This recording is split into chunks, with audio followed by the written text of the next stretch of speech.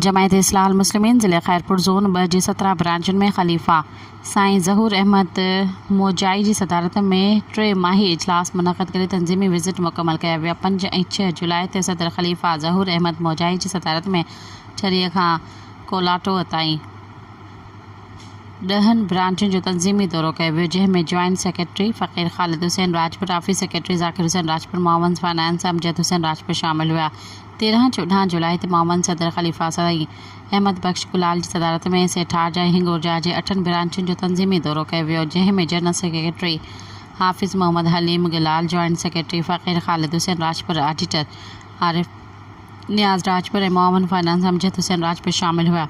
Visit दौरान तमाम ब्रांचुनि खे सूबाई क़यादत तरफ़ां मिलियल नईं तरजीहातुनि बाबति फ़कीर ख़ालिद हुसैन लेक्चर ॾिना ऐं रुकनियत माली फ़ंड फार्म बाबति फ़कीर अमजद हुसैन लेक्चर ॾिना।